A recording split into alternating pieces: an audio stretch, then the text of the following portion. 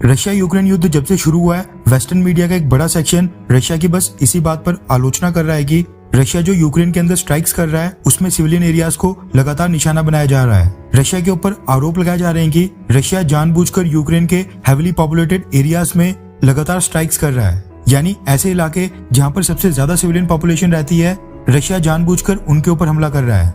कुछ महीनों पहले मास ग्रेव्स के फोटोज वायरल किए गए थे। कई सारी डिस्टर्बिंग वीडियोस फुटेज वायरल हुई थी जिनमें क्लेम किया गया कि रशियन फोर्सेस ने यूक्रेन के अंदर कत्लेआम मचाकर रखा हुआ है। उसके बाद ये नैरेटिव सेट हो गया कि रशिया यूक्रेन के अंदर ह्यूमन राइट वायलेशंस कर रहा है और वॉर को लेकर जो इंटरनेशनल लॉज होते हैं रशिया उनको भी फॉलो नहीं कर रहा है। हालांकि रशिया भी सामने से अपनी सफाई पेश करते रहा और रशियन प्रेसिडेंट व्लादिमीर पुतिन और Russian foreign minister Sergei Lavrov media को संबोधित करते हुए कई बार कह चुके हैं कि उनका टारगेट यूक्रेन की आम जनता नहीं है, बल्कि उनको यूक्रेन की आम जनता से कोई भी दिक्कत नहीं है। उनको दिक्कत है यूक्रेन की गवर्नमेंट से और गवर्नमेंट के इशारे के ऊपर चल रही यूक्रेन की सेना से। सोशल मीडिया में रशिया की तरफ से भी कई सारी ऐसी वीडियोस शेयर की गई जिनमें रशिया की सेना यूक्रेन के आम लोगों को फूड आइटम्स और बाकी रिलीफ मटेरियल बांटते दिख रही है। ये तो चलो दोनों देशों के इंफॉर्मेशन वॉरफेयर का हिस्सा है।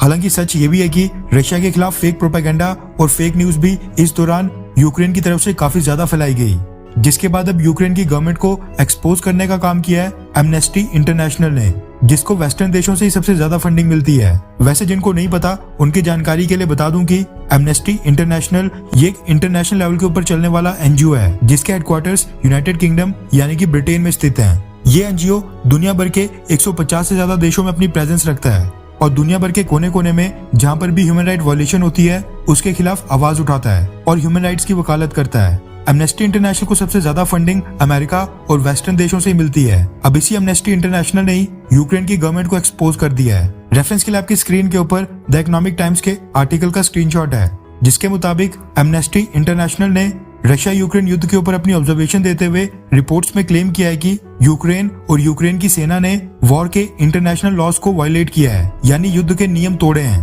और अपने सिविलियंस को जानबूझकर रिस्क में डाला है। दरअसल एमनेस्टी इंटरनेशनल ने अपनी एक रिपोर्ट में सबूत के साथ ये दावा किया है कि यूक्रेन की आर्मी ने अपने कॉम्बैट व्हीकल्स और वेपन्स को स्कूल्स और हॉस्पिटल में डिप्लॉय किया है और वहीं से वो रशियन फोर्सेस के ऊपर लगातार स्ट्राइक्स कर रहे हैं, यानी रशियन फोर्सेस के ऊपर निशाना साध रहे हैं। एमनेस्टी इंटरनेशनल के सेक्रेटरी जनरल ने कहा है कि ऐसा एक दो बार नहीं बल्कि यूक्रेन ये पैटर्न में कर रहा है। यूक्रेन की सेना द्वारा हेविली पॉपुलेटेड एरियाज में हथियार डिप्लॉय करना यूक्रेन के खुद के सिविलियंस की जान को रिस्क में तो डालता ही है, लेकिन ये इंटरनेशनल लॉज के खिलाफ है। स्कूल्स और हॉस्पिटल्स के साथ साथ यूक्रेन की सेना रेजिडेंशियल बिल्डिंग्स और सिविलियन इंफ्रास्ट्रक्चर से भी रशिया के ऊपर लगातार हमले कर रही है। इसके साथ ही एमनेस्टी इंटरनेशनल के सेक्रेटरी जनरल ने इस रिपोर्ट पर खुलासा करते हुए आगे कहा कि ऐसे 19 फैसिलिटीज हैं जहां पर यूक्रेन ने ऐसे हथियार डिप्लॉय किए थे।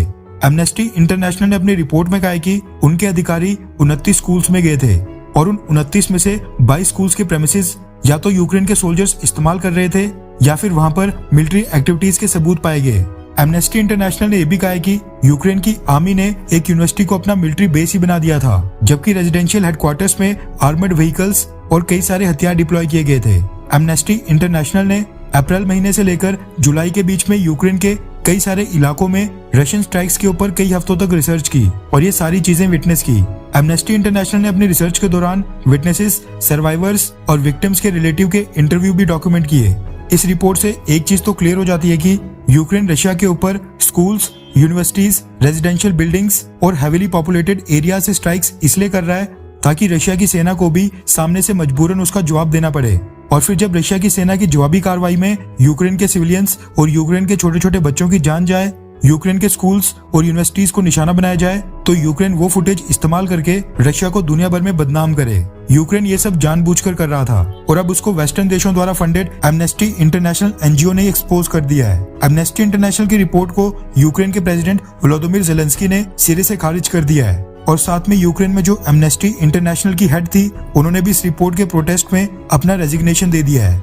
यूक्रेन ने इस रिपोर्ट को पूरी तरह से फेक बताया है। खैर, आपको क्या लगता है कि क्या यूक्रेन ने ऐसा सब कुछ किया होगा, हाँ या फिर ना? नीचे कमेंट करके अपनी राय जरूर बताएं।